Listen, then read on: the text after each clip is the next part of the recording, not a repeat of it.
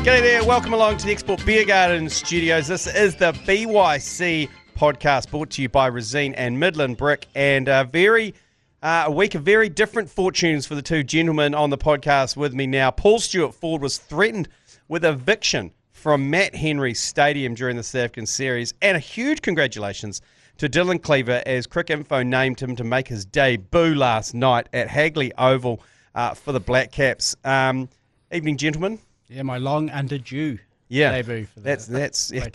That's right. That was an incredible typo that instead of Dane, they slipped your name in, Dylan Cleaver. It's happened before on the NZC feed. I think Margot Butcher has congratulated Dylan Cleaver on scoring a century in the Plunket Shield, which you take that, which is something that I can assure you has never happened. Right, we'll get back to that game in just a moment. But Stewart Ford, not for the first time you've locked horns with security at Matt Henry Stadium. Yeah, this was a stab in the back, Michael, literally. A pointy finger digging into my back shoulder as I was sitting very, very nonchalantly in the stand at Matt Henry Stadium, just tucked up behind the sight screen with a bunch of Indian gentlemen on their phones and other people with various cricket fans, you know, just sitting there by myself waiting for my wife, just in my jeans and T-shirt, very low-key. Just taking a few photos of the sunset and beautiful vista in front of me. I thought, God, it'd be really good if there's a shot down the ground and it'll just be this sort of thwack and the ball will come towards me and it'll feel cool on the gram. So, yeah, filmed it and then was dicking around with, like, frame rates and all that kind of stuff. And, yeah, security came over, this lady that looked a bit like a female version of Paul Vorton, and she said to me that... what a description. She said to me, you've been filming, you've been taking videos, I've been watching you. And I was like, yeah, heaps of them, look. And she's like, you need to delete all of those now. And I'm like, no, why? And she said, it's to do with corruption. And I was like, what? What does that mean? She goes, yeah, we can't have people filming the game. You're allowed to take photos. And I was like, I'm not sure about that. I will stop, but it won't be the last you hear of this. And yeah, escalated it in a few different ways through a few different channels, including Instagram. And yeah, to their credit, New Zealand Cricket popped down and Sam shook my hand and said, shit, we're sorry about that. That's been a bit of a shambles. Something's been miscommunicated there. That's absolutely not right. We need people like you to be actually filming the games and sharing it with people and falling in love with it. I said, yeah, look, there's like 20,000 empty seats here at the game. I think we all need to do our part to fill them up. So, yeah, there we go. A bit of a random one. Oh. Of all the things I've done at cricket grounds to get in trouble, taking a video of the sunset and a cover drive is very, very, very close to the bottom. And of all the times I could have been picked for New Zealand, they waited till I was 55, deaf, and increasingly blind. Yeah, I know. It's about time someone saw that you scored 5 in that Ubix Cup game at 200, score of 265. And, I just think the clock's been ticking. You've been agitating, lobbying through your newsletter, through your entire career to be in that New Zealand team. And finally, you come good. Yeah. I think that game you referenced, I've got a reasonable memory of those days, and I'm pretty sure that game you referenced, I was LBW to Roger Twos. Oh, God. I can confirm that if it was at Pukekohe Park in November 1993. Then and Glenn Salzberger got 100, didn't he? Yes, he did. Oh, with the lot. Yeah. Salzberger with the lot. Okay, well, there we go. Well, there's two little dramas that unfolded in the last 7 days. The Lord giveth and the Lord taketh away, Michael. Yeah, this is true.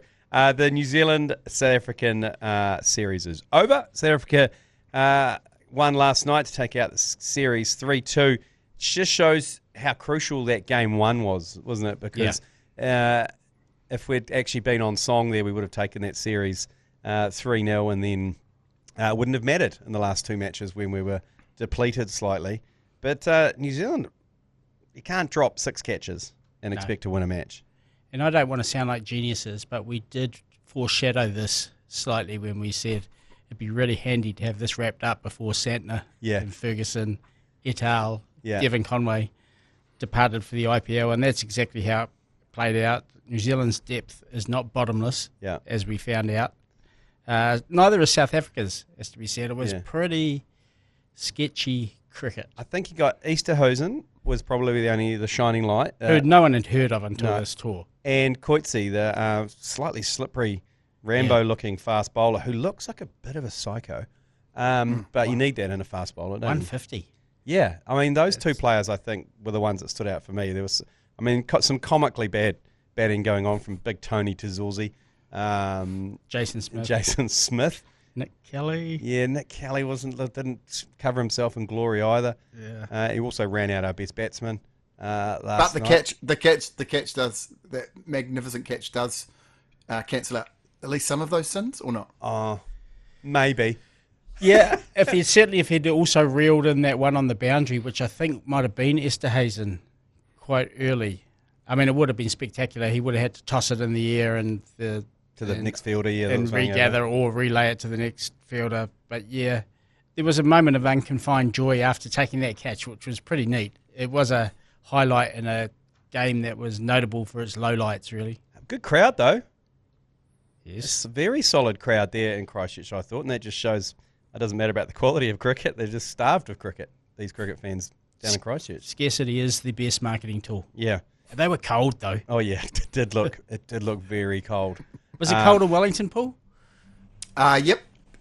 Luckily, I got the chance to feel that. It did. It dropped significantly as the twilight kicked in. I was just going to say, on the players and who was out there and all that, and it's great that people turned up. And I think you were saying, Dylan, the small ovals looked bloody good, and that's great. But Jesus Christ, the scheduling is such a hot mess, eh? Like, honestly, what do we play that game like 8 days after the World Cup final, or was it 6 days or whatever it was? And yeah. I just think when we're scheduling matches with no context, it's a T20 series between lowly ranked teams, players are, shuttling between playing for New Zealand, the franchise, the PSL, whatever. It just doesn't. The schedule just does not make any sense. And I reckon it would be great if there was I was thinking about this, maybe like an international governing body that sets the schedule for international cricket. We could call it like a council or something. That'll like never work. No. A council for international cricket or something. No, I think another cricket body might just take it over and just dictate what might happen there. Can I ask a question around the times of games? I understand the argument for rugby, Super Rugby, because people love afternoon footy, 2:30 kickoff, 3 under the sunshine. Well, they say they do. Say they do. People tend to take the kids along or whatever, and then they say no, 7 p.m. advertisers audience peak needs to be at 7 o'clock. Rugby, I get it, but why does cricket have to start at 7 p.m. when it goes for so much longer? The game finishes at 11 o'clock at night. You can't tell me that the audience between 9:30 and 11 o'clock at night is very big at all, or very attractive for advertisers. And I talked about this yesterday.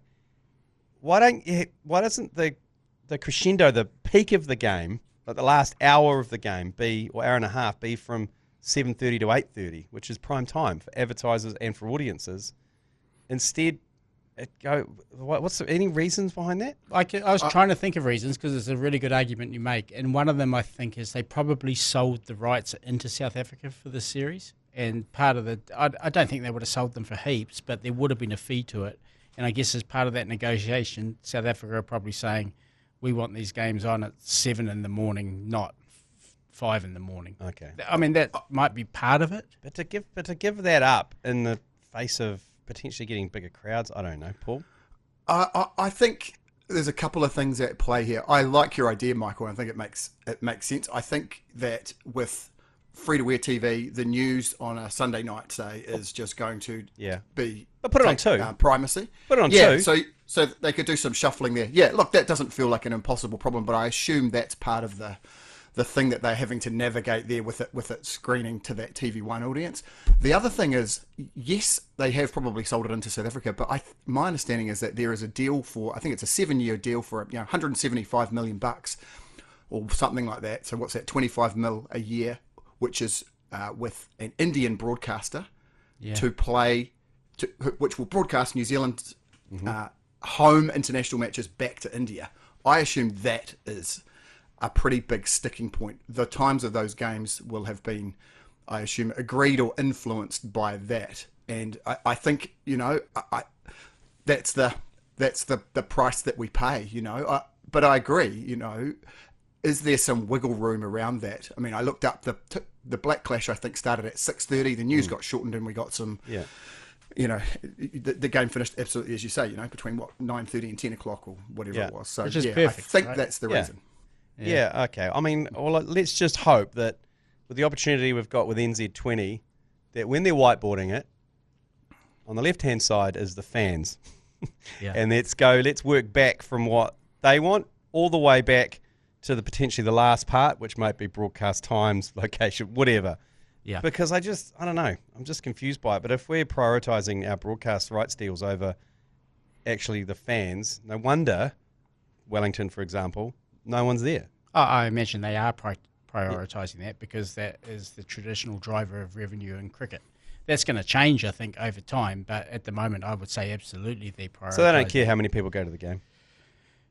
You know, you actually mentioned it a couple of weeks ago when you said New Zealand cricket's ideal scenario is to have 5,000 people in there and no incidents. Correct. Rather than a full house. Rather than 40,000 and having to write a report about, correct, 3 arrests. So, yeah, and again, I think NZ20 is going to open the gates to explore the fan experience far more.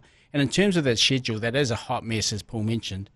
I actually think props to Conrad Shukri, the South African coach, who actually came out and said the quiet bit out loud this week. Yeah.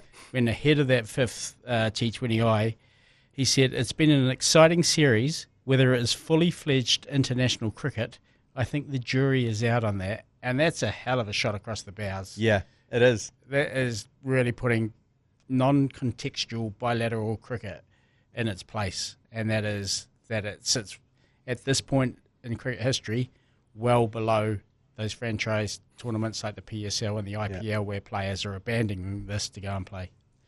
And that's why we're not sitting here this morning bawling our eyes out that we've lost a T20 series to South Africa, because we like watching cricket. You know, we're the sort of diehard fans, but do we really care? I don't really care, and I don't really think South Africa really care either. No. You're also starting to see quite a few drive-bys in their post-match interviews. So absolutely great call there, DC, about Conrad Shukri. And when they talked to Jimmy Neesham, he said, this is the schedule. You know, I've had 6 days in my bed since October 15th.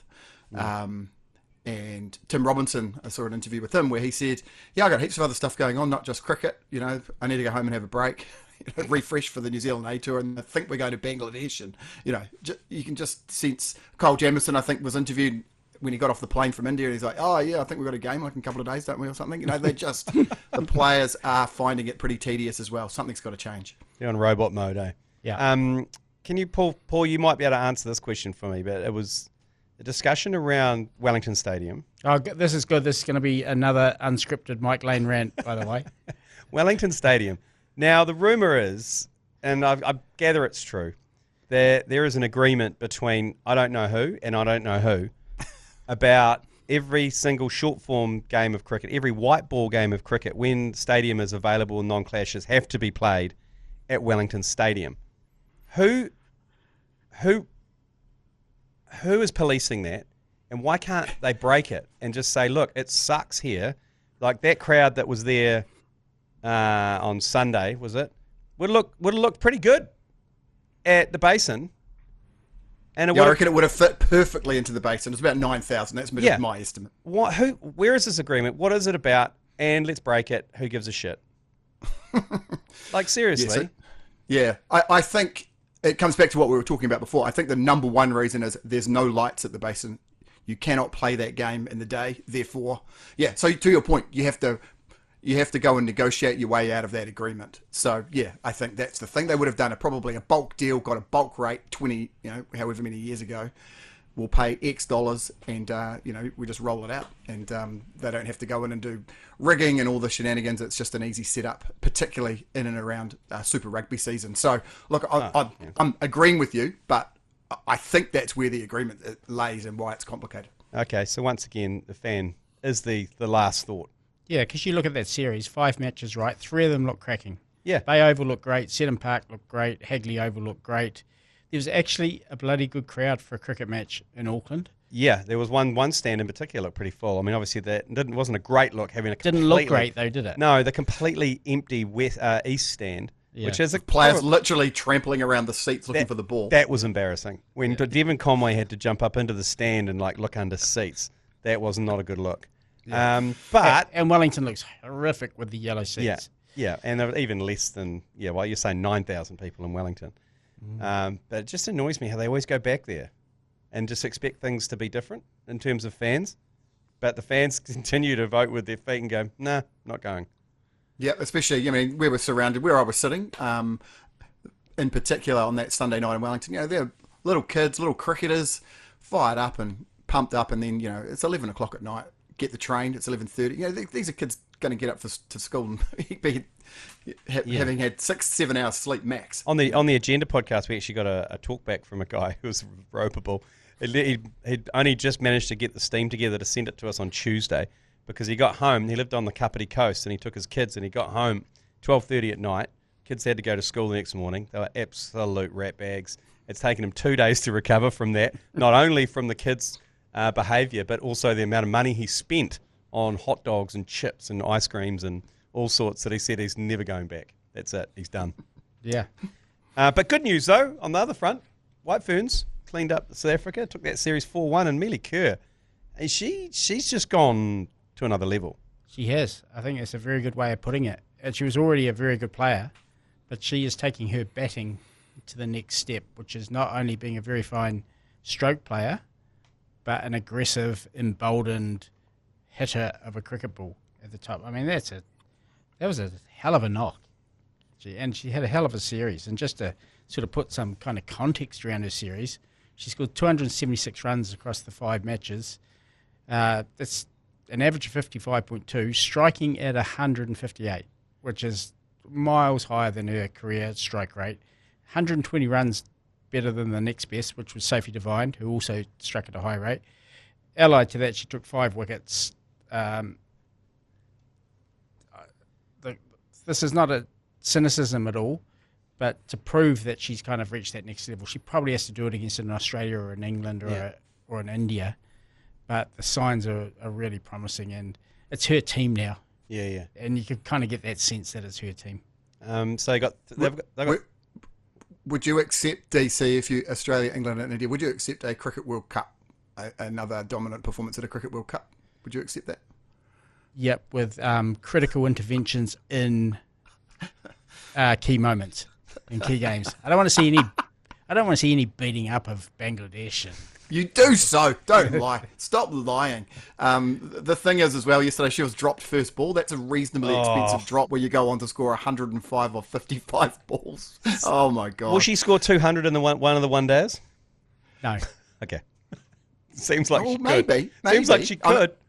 Yeah, I agree. Look, I mean, be a TAB punt. Yeah, well, maybe, yeah. Well, you stick that on the punt next week. This is a person that's probably played more cricket than anyone on the planet, I would say, if you put together all of the net sessions. She's been in the team, for about 10 years. She's only 25 years old. Yeah, I mean, her batting looks extraordinary. Hooks and pulls and lap shots and cover drives and lofted straight drives. Yeah, she looks like the mantle of captaincy is suiting her extraordinarily well. I mean, she's got well-documented history of mental health problems and been really open about talking about that, and it just looks like she's having a bloody good time. It's awesome. So, 3-ball one days against South Africa, and then it's all over. But exciting news. We knew it was coming, but the Aussie Test series schedule has been confirmed. I mean, we had a guess at some of the dates because we just followed the dates of the Ashes, really. But that's confirmed. So the first test against Aussie is going to be at Perth, December 9th to the 13th, and then to Adelaide to the 17th to the 21st of December, and then the Boxing Day test, MCG, 26th to the 30th, and then to the SCG for Jan 4 to 8, all red ball games, no pink ball shenanigans involved in there, which is a bit of a shame because I was looking forward to recreating our pink ball Adelaide experience, but they're going to all be red ball. Yeah, it won't be a shame for the players. No. I know they feel like they get ambushed when they go to Australia and play their pink ball, don't get a warm-up. There's still no warm-up ahead of that Perth game, so I'm not sure if they'll have an intra-squad open wicket session on the Wacker. You think that would probably be wise if they get a chance to do that.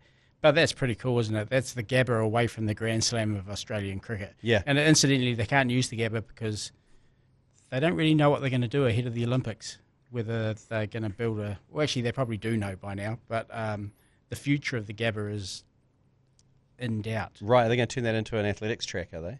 Well, I think they're building a brand new stadium somewhere, and the Gabba might be changed into something else. In fact, it might even be turned into housing and etc. They were thinking of redeveloping the Gabba into the main Olympic stadium. I don't think that's happening now. But Perth Stadium, I was trying to rack my brains and think if they played there before or has it always been Wacker? Yeah. And I think the last pink ball test might have been at the Perth Stadium. Is that right, Paul? Oh, no, New Zealand. And they got a hiding. No, that was Adelaide, wasn't it? Because we were at that one. No, have they played two? They've been one in between. Oh, right. Okay. Yeah. At Optus. So that was the test match, I think, wasn't it, when Wagner was pinning Wade? Yes. Yeah, that's right. Oh, yeah. Yeah, like his one and only test, 11 overs or whatever, is his test career. I think Kane and Ross were batting pretty well on the second night, and then the lights came under, and Steve Smith took a worldie to get rid of Kane in the slips, and it all went downhill from there. I've enjoyed seeing some of the initial feedback. Kim Hughes said, former Australian Test captain, who is a Western Australian stalwart, said, bloody ridiculous schedule. Starts on a Wednesday. No one's going to come down from the bush for that. Give tickets away. I love that. So Australian. I did see them starting to talk about it being a frenetic home summer. So I like seeing little signs of them fretting that their bowlers in particular are not going to have the stamina to make it through that series. And don't forget, again, this is New Zealand's strength. We're a fluffer because they've got a 5 test match series with India straight after we're there. So they're going to be focused on that because that's their kind of that's their CV builder. Yeah. And we are just kind of drifting through so they can pummel us on the way through. So, yeah, look, 4 tests in 31 days. I think we should pick a monster squad and send as many bowlers as we can over to the Wacker. Rent it out right now, Mike Lane. Get onto it like you did with Darude, Sandstorm, gig. Just buy the whole thing out and get all of New Zealand's pace bowling battery over there as early as we can to get adjusted to the conditions, and absolutely hit the Australians between the eyes and break them early. Because we get there 7 days before the first test. Because that is crucial, isn't it? That first test match in Perth. Yeah, tone setter. Yeah, real Massive tone setter. And it can be a tricky wicket there too. So that test series Australia play is in India, isn't it? Because then they come home and there's some really weird test, which is the highlight of their summer, which is the 150th anniversary of Test cricket. That's mid-March. That's a pink ball game against England, and I think they're going to be flying in every living Ashes cricketer to that match. So that will be a absolute banger of a game that England won't want to play because it's a pink ball under lights at the MCG. Oh, God, yeah. Well, we've got India before this series as well, haven't we? Yes, in New Zealand. Yeah, a test series in October, I think it is, which is going to be... green seamers everywhere. India are going to hate that. India are not going to enjoy it. Not a great test team at the moment. Yeah. So here we go. Well, is that test or just white? It might just be white ball. I'm not sure. I thought it was just white ball, that Indian series. We'll have a look at that. But we are going to partner with Boys Trip for these test matches. So we're going to be running tours to every single one of these test matches. Obviously, focus being on that Boxing Day one where the most interest is at. And they are going to be available in the next couple of weeks, those packages. So that is, if you want to jump on board and join us. Can New Zealand last longer than England? 18 days of cricket in the most recent Ashes Test series. And that's an extra test too, wasn't it? That was 5. Yeah. And we should have a little chalkboard. We can do chalk off the days. See if we're better value for money than England. It's a tough task, though. Getting to 18 and 4 tests. Well, yeah. Surely there'll be some groundsmen around Australia with guns to their heads to make sure the pitches are much less, shall we say, sporting. Yeah, particularly in Melbourne, perhaps. Yeah. Okay, we'll take a quick break and we'll come back and a bit more local, a Plunket Shield update. Right, fellas, what's going on the Plunket Shield? Last round this weekend, or starting Friday? Yeah, but you called it a Plunket Shield update. It's underselling it severely, right, there, Michael. It's a crescendo. A crescendo, sorry. It has been simmering. It is reaching a boil. So what? Give us the machinations. Okay, so Canterbury are leading on 91, Otago a second, and yes, you heard that right, Otago a second on 83, Auckland third on 80, gets pretty sketchy under there, but Northern Districts are a mathematical chance on 76, CD and Wellington are wiped out with 70 and a paltry 38 respectively, but the matchups are cool. Which team was that alongside Wellington that you said was wiped out? Did you say? CD, really unlucky. Just brushing over that. They were second before this. They went from second to fifth in one horrendous performance in Rangiora, of all places. Okay, so 3 teams you think it can win this still? Canterbury, Otago or Auckland? And the beauty of it is Canterbury travel to Auckland. It's pretty wild out there. It's a pretty wet Auckland. The forecast looks horrific for tomorrow, but it looks like the weekend they might get some play. Yeah. And there could be a little pocket tomorrow as well that opens up for them if they can clear the ground or prepare the ground in time. But the really interesting factor is that let's hypothetical this and say that they don't get much cricket and it's looking pretty sketchy in Auckland, Canterbury. There won't be many points on offer. Otago are hosting the absolutely dreadful Wellington. Okay, so how many points do you get for a win? I think you get an outright win. You get 8 points, but is it 12 points? But a whole bunch of points. You can get 20 points for a match. Right. Which is divided up between first innings bonus points and the result of the game.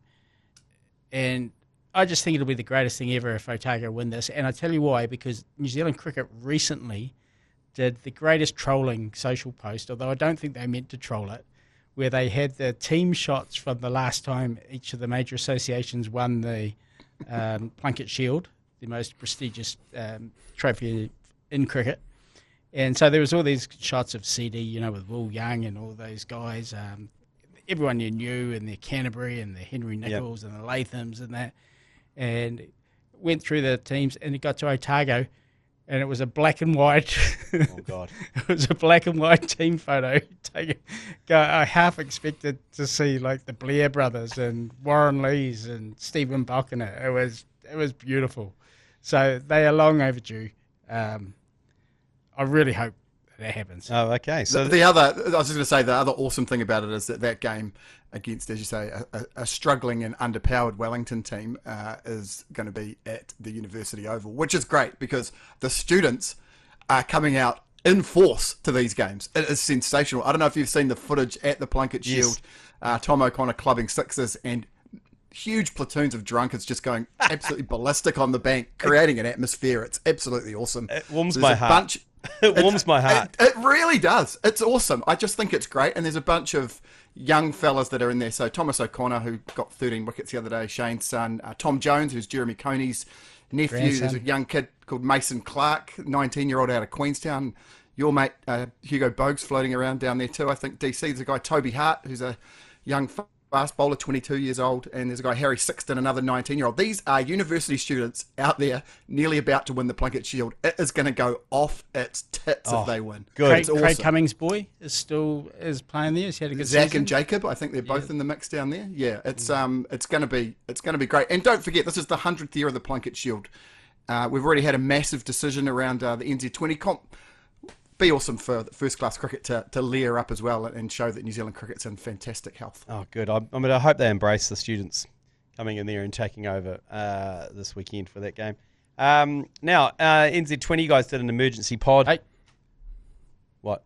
You've forgotten the golden box and the silver sweat bag. Sorry. Golden box. Critical. Sorry. I mean, it looks pretty likely. We need to talk about Henry Nichols. He is on a Bradman this week. If he can sneak a little knot out here or get some runs, he's averaging 99 for the season. Here he nips. With his 793, he went ahead of Schmulian, who didn't have a great game. Is that how you say his name? Every time you say it, I think... Shmoo. Everything you say it, I think you're taking the piss. It's Schmulian. Yep, Schmulian. So they're the only two realistic. He's on 709. But the silver sweatband, we've had a change at the top. Gulati seems to be stuck on marooned on 27 wickets for the last couple of games, and he's been overtaken by Ramondo Toole from CD. Ramondo Toole. With his 31. I thought it was Romario. No, Ramondo. Sure. Ramondo O'Toole. Are you making all these names up? Are you Jason Hoyting me with these names? But the honourable mention has to go to the aforementioned son of Shane, Tom O'Connor, who's only played 3 matches, 23 wickets at an average of 11.91. Jesus. Just incredible. Now you can move on to your precious little NZ20. Well, no, they've just got here. It's all go. You guys did your emergency pod on, was it Monday night? There, discussed around the NZ20, around the biggest non-commitment release from New Zealand cricket with plenty of caveats littered throughout it, and then followed up pretty closely by a resignation. Yeah, Dion Nash pulled the pin, and we discussed whether it was the right thing to do. There's two schools of thought here. In some ways, it would be good to still have that cricket brain on the board, someone who clearly was sceptical about it, running a discerning eye over it, maybe asking the tough questions. But as Paul rightly mentioned, if you are so passionate against something, if it's not palatable to you, you're better off just removing yourself. Yep, and I'm sure he'll be... Rather than kind of cock-blocking every... Yeah, I'm sure he'll be constructive from beyond the boundary rope on that one. Yeah, and I mean, I guess that it's been interesting just checking a bit of the reaction and fallout. There haven't been too much criticism. I'm sure it's brewing and I'm sure it's out there, but I think there's been a shift onto what are the practical challenges around this. New Zealand cricket needs to get happy and grant the license, the window, the timing, finding the investor who's going to, put money into the franchise league, finding the broadcaster, finding owners and locations and the process, I guess, around the teams, and then obviously into the players. And I think I did the maths. It was 288 days until it potentially starts. That's when we get back from the Sydney Test. Jeez. I assume the scheduling won't be quite so ruthless that it starts the day after the Sydney Test, but just to give you an indication, it's about 9 months and a bit. Well, the woman even quicker, isn't it? And the woman will be in December if they can pull it off. That's one of the things that's cropped up, actually. Are there some sacrifices that need to be made to get the things underway in this first iteration of the competition? And it might be that there is some slippage around that women's event. But, everyone seems to be absolutely going hammer and tongs. Like I said on the pod the other day, I suspect there's a lot of dominoes behind the scenes. I mean, Heath Mills has talked about there being, 40 potentially interested groups. There's been rumours of around potential competition owners and so on. So maybe there's a whole set of things, a whole lot of pots boiling around the various ovens at NZT20 HQ. Right. I love the decision, the fact that they showed a glimpse of ambition, which is good, because if the BBL option had been pursued, I think I would have given up on the game. So I'm glad it's gone that way. I have a funny feeling that I don't know if it's too soon. I've left it too long to get it organised in time. So I don't know if this year will be it. Or next year. You mean early next year? Yeah. I think they might get something up, but it might not be the NZ20 as they envisage it in the future. Yeah, but you don't want to do that, though. No, I agree with you there, but I listened to Don McKinnon, and he seemed to think that there was a way they could go half-assed in that first year, but that risks alienating. It'll get judged in its first year, and if it's half-assed, people will go, well, is that it? Yeah. I don't know. You need to get in there, Michael, and make it happen. That's what I'd say. But if it's the only way to get your money in, you are the exact type of person that they need in there. You'd be going, what, 9 months? That's bloody ages. Christ, I'll start in 3. I'll start in 3 months, guys. We'll do it next weekend. I'll be back in touch at the end of winter. I heard a really interesting interview with David Higgins, who, is the Black Clash JUCO events. They did the NRL 9s and all that kind of thing. And he made a lot of really interesting points. Obviously, he's got a potentially vested interest in being the type of running the type of company that could be pretty helpful. But he made one really interesting point. He said, if you get the right funding, then there is a very good chance that this is on free to air. That is really, really good for cricket. That's really good for promoting the cricket to, the poorest children in the land to the richest children in the land, and ultimately making the Black Caps and the players in that competition super famous. And then that ultimately he could see cricket becoming the number one sport in New Zealand, which is a scary thing for some sports. He said, at the end of the day, if the sport itself is not interesting enough, you can do all you like at the grounds and behind the scenes and all of that kind of stuff. Make the sport, make the games really bloody good, and use this as the gateway drug for New Zealanders and wider audiences to fall in love with the New Zealand players. So yeah, I thought that was a really interesting one from him. So did he actually make the point that he felt the competition needed to be on free to air? He wasn't sort of saying it won't. He's a very optimistic guy. He wasn't saying that it will fail because of that, but he said it would be wonderful for it to be on free to air and using it as this product to get it out to as many people as possible, because it'll just expose to the biggest audience possible. That was really his point. You can't do, if you're completely contingent on getting tons of money through the broadcast deal, because it's the only way you're going to get your funding, then, yeah, as I say, he wasn't saying it was going to fail. He just thought it would be a better way of doing it. Yeah, their model with the Black Clash, though, is very much free to air, get the biggest audience, and then charge a premium to all the sponsors and advertisers who go on that. That's how they make their money. I can't imagine the broadcast deal goes towards anything of covering the costs of a Black Clash. But he's quite interesting. We interviewed him on the Agenda podcast, David Higgins. I was talking about how do you get these over the line, because getting the Black Clash over the line wasn't as simple as just putting a date in and just doing it. There was no way he got told no. So many times by New Zealand Rugby, by New Zealand Cricket, and then it was via the Players Association. He's quite interesting. He goes, I said, how do you approach that? And he goes, well, basically, if we get an idea, I identify all the people that will say no, and I get them in a room first. And I deal with that first, and then we go from there.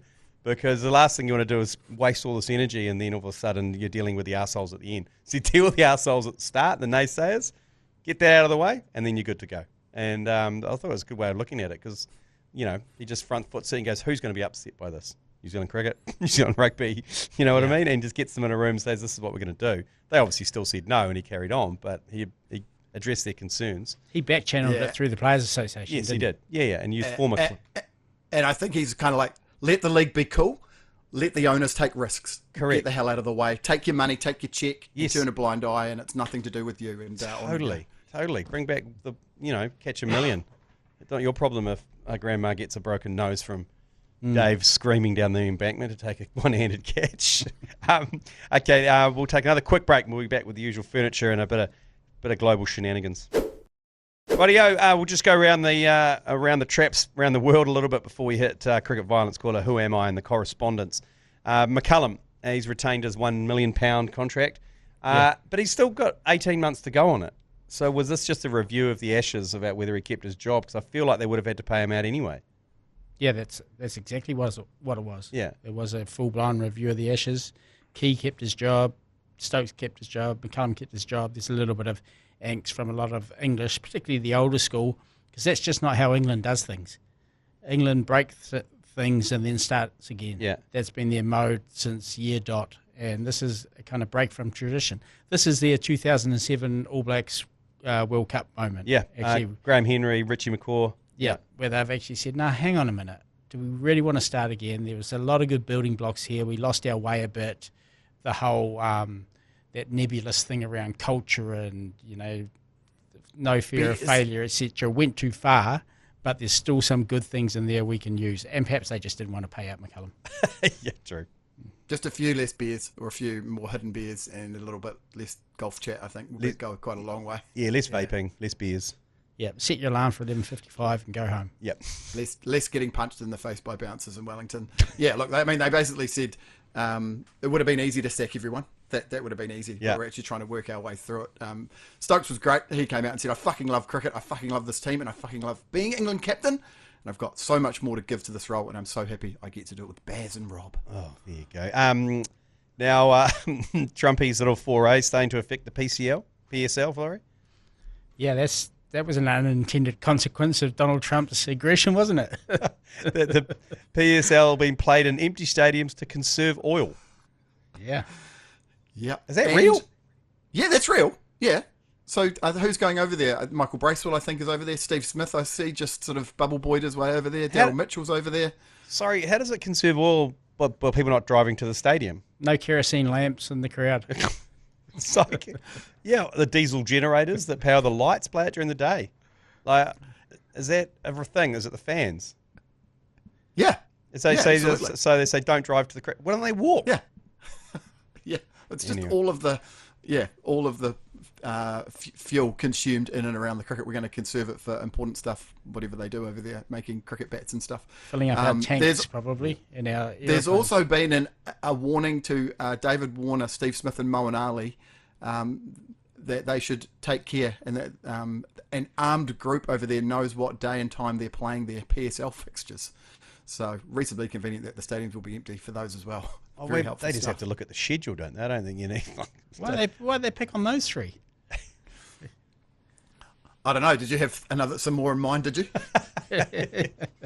What have they done?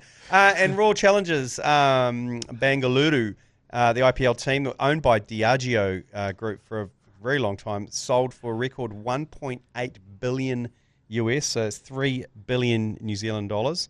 And the Rajasthan Royals are about to sell for 1.6 billion.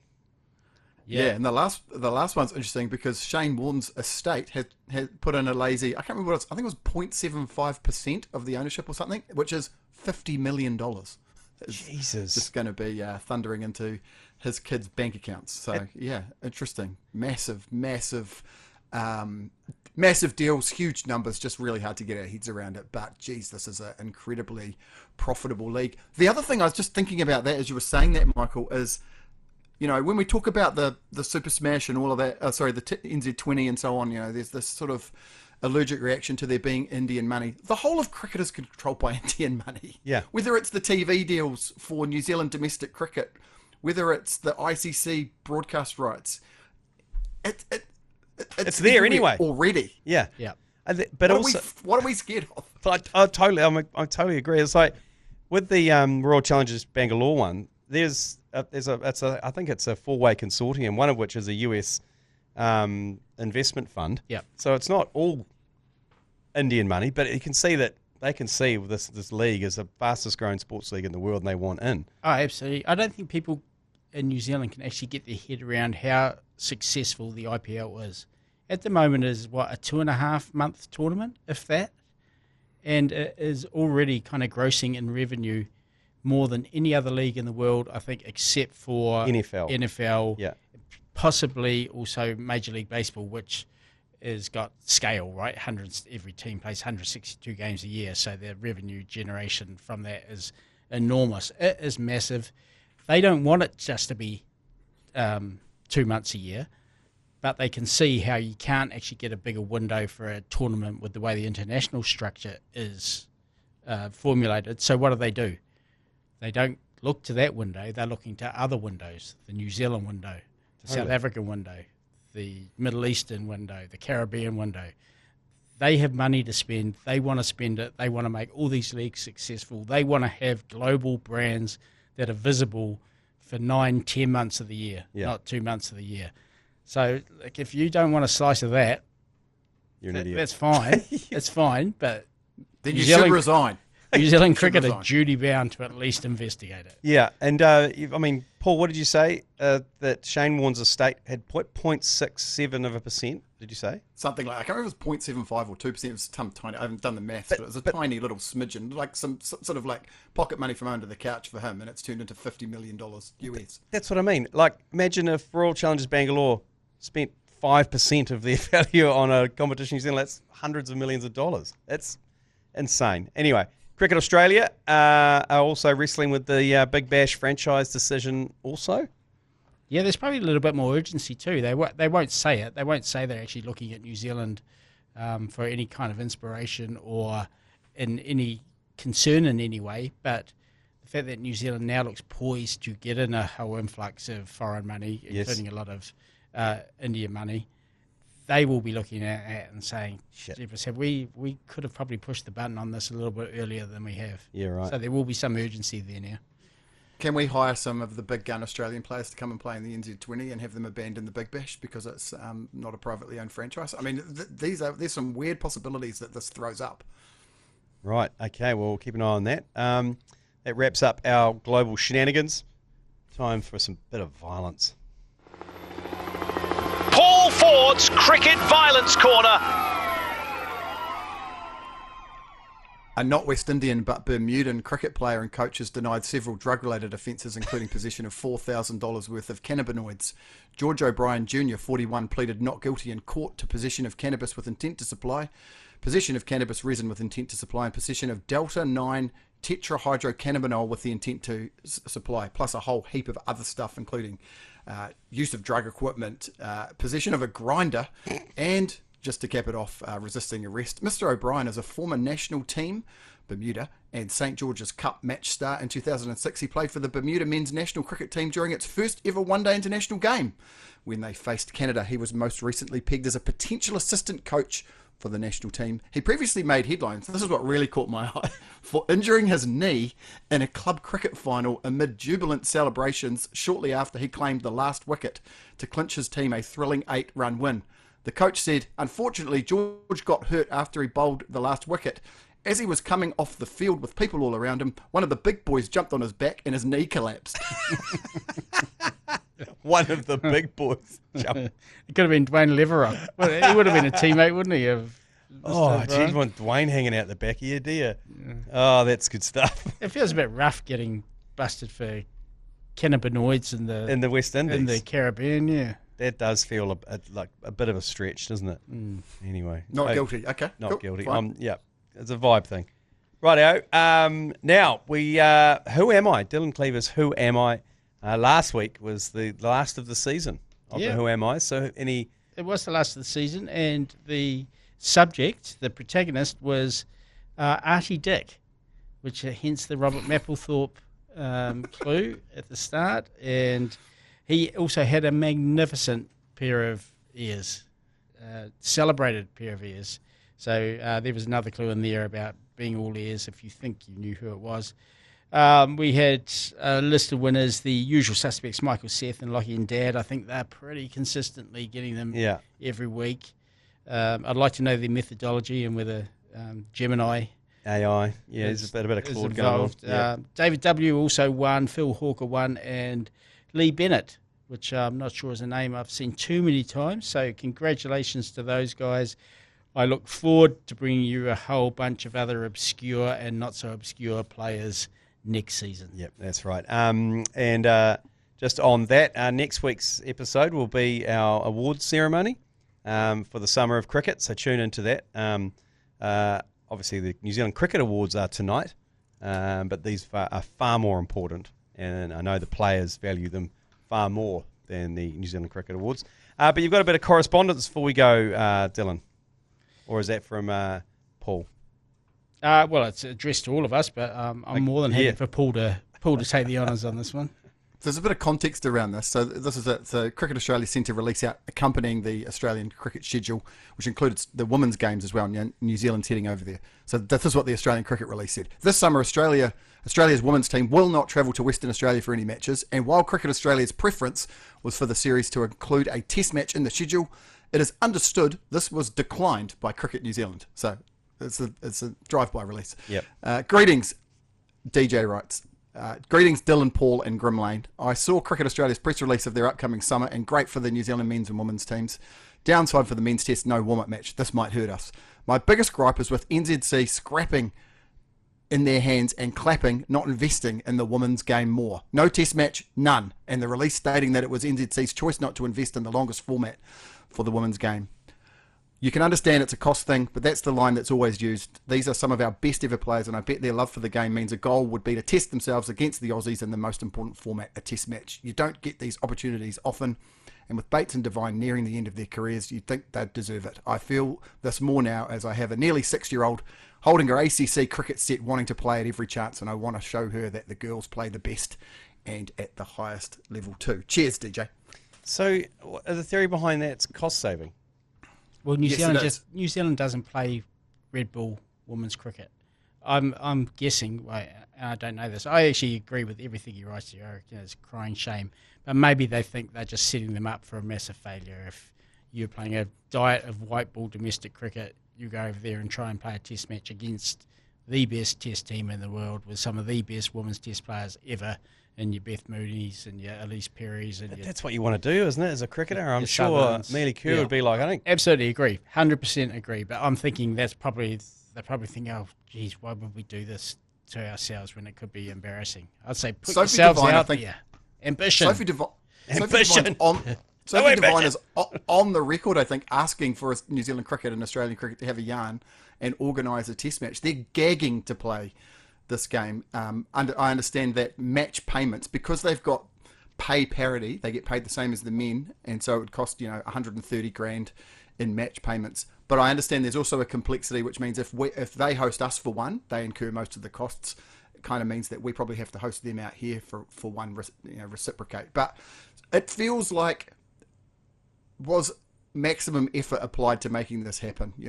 I'd suggest that maybe not. New Zealand hasn't I don't played think a there's test a match. maybe there.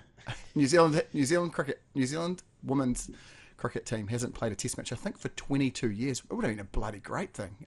It seems a real shame. Yeah, I'm trying to think of the last. It was probably the likes of Hayley Tiffin and Emily Drum and that era of women's cricket. Like Susie Bates hasn't played one, has she?